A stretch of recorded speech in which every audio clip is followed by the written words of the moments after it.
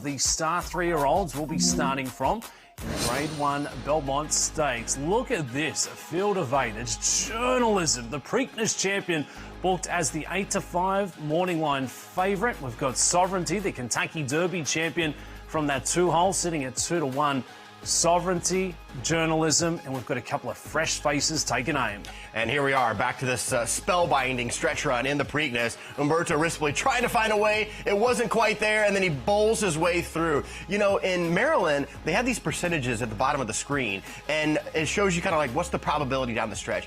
They had Gosker with a 97% chance of winning, and journalism with a 1% chance of winning. Don't tell him that, though. This son of Curlin comes rolling down the lane and catches Gosker in almost impossible style. The moxie, the grit, the determination shown there from journalism in the Preakness, truly unlike anything else there. And what a great rematch we get. It was the 1-2 out of this year's Kentucky Derby. Sovereignty coming in with a little rest. Journalism coming in looking to keep things going. You look at the race records, very similar on paper. So too with earnings. So too with their career best buyer numbers. Sovereignty a little further towards the inside, and journalism getting a good-looking spot as well. If you look back to this year's running of the Kentucky Derby, you would say, Caleb, they both had an honest chance in this race. It was Sovereignty that got the win fair and square. So why is it not going to play out the same again? Well, I asked you last week who you thought would be favored, and you mentioned you thought it would be journalism. And here we are. Journalism, even though he was defeated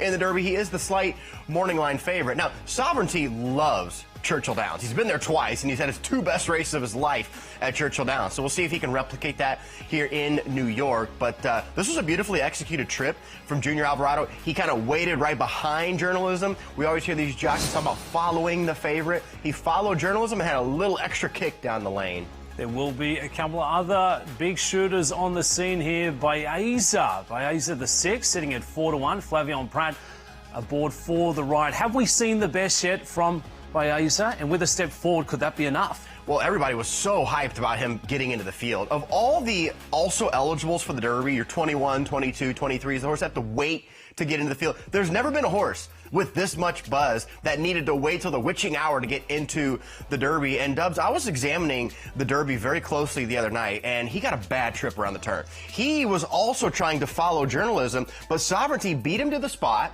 and then Pratt had a horse lug out. Then he had to go inward and got paused going into the stretch and still almost got to journalism. So if you watch that race closely, Baeza of the top 3, he got the worst of it in the Kentucky Derby turning for home. It's a field of 8 drawn for this Saturday's running of the Belmont. Could it be Rodriguez looking to roll in this one?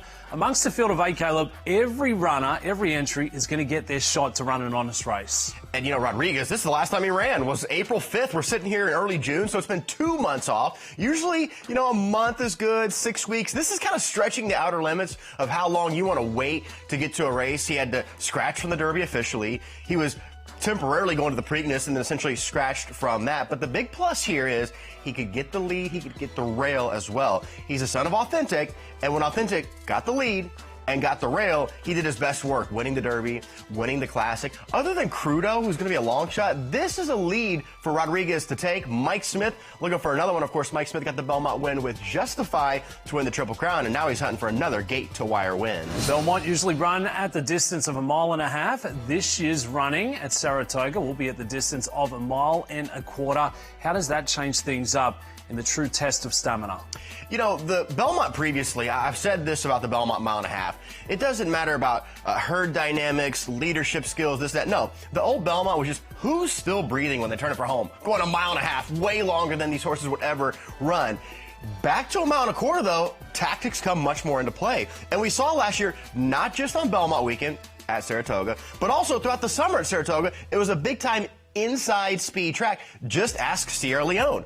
Sierra Leone was the best closer of all the 3-year-olds. He had 3 races at Saratoga and never won. He didn't win the Jim Dandy, he didn't win the Travers, and he didn't win the Belmont. So closers like Sierra Leone weren't at an advantageous spot at Saratoga last year. It's the best in the sport, the best jockeys in the business as well. Taking aim at this Saturday's running of the Belmont Stakes. If you're looking to jump in and play this one, we've got some great promotions on offer this week. The No Sweat Belmont Bet. You can chase the big contenders. Will it be a battle of the heavyweights, or could it be one of the fresh faces on the scene? For more, let's